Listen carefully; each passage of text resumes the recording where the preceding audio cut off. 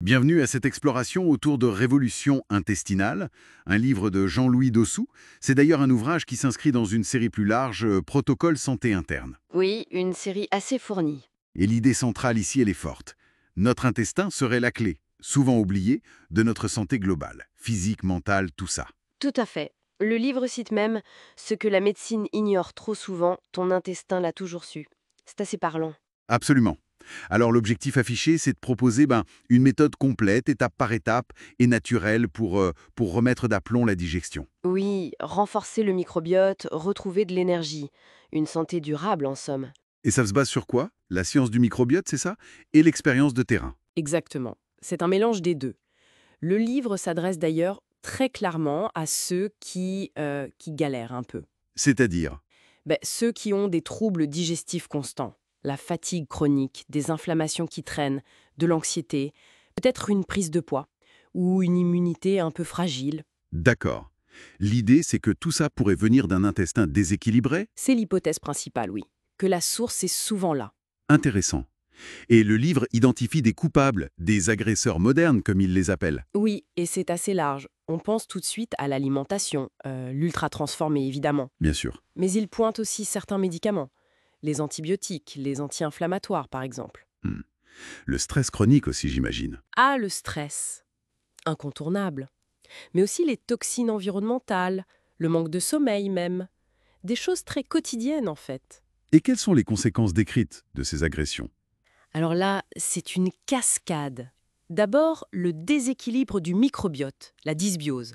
Ça, c'est fondamental. D'accord. Ensuite, l'inflammation. Une inflammation qui peut devenir chronique, à bas bruit.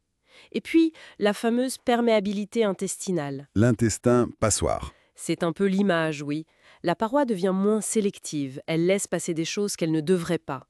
Et ça déclenche des signaux d'alerte. Des signaux digestifs, j'imagine? Ballonnement, transit irrégulier. Oui, ceux-là sont les plus évidents. Mais pas seulement. Fatigue persistante, des problèmes d'humeur, d'anxiété, des soucis de peau. Ah oui, quand même. Tout ça suggère que l'axe intestin-cerveau, cette communication vitale, est perturbée. D'accord, c'est clair. Face à ce tableau, quelle est la solution proposée? C'est ce fameux protocole. Oui, c'est le cœur du livre. Un protocole très structuré, en plusieurs phases. L'auteur parle d'une révolution douce mais totale. Douce mais totale, j'aime bien l'idée. Ça se déroule comment? Sur combien de temps? C'est progressif sur plusieurs semaines.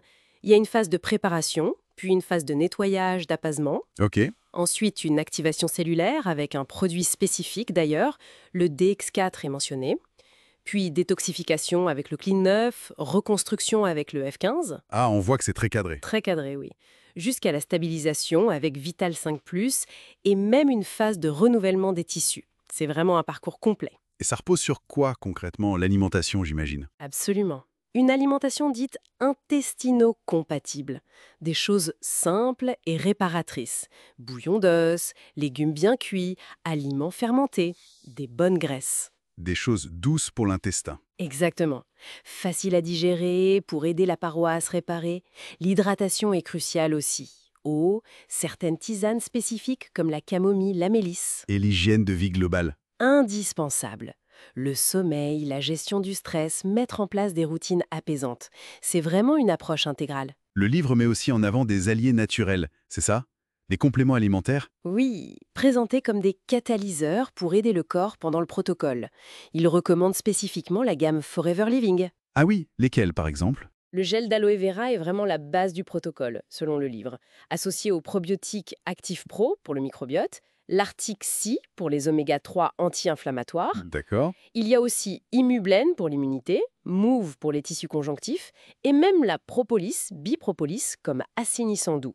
Ils sont vraiment intégrés à la méthode. Et c'est un protocole unique pour tout le monde ou bien... Non, et c'est un point important. Le livre insiste sur l'adaptation au terrain individuel. C'est-à-dire? Selon si on a un profil plutôt inflammatoire ou infectieux, ou si on souffre du syndrome de l'intestin irritable, par exemple, il y a même des adaptations pour les budgets limités ou en cas de burn-out. Ah, c'est plutôt malin ça. Et il y a des outils pour aider. Oui, des fiches journalières, des exemples de menus, des grilles d'auto-évaluation, un glossaire. C'est conçu pour être pratique. Bon, si on devait résumer l'apport de ce livre, Révolution intestinale.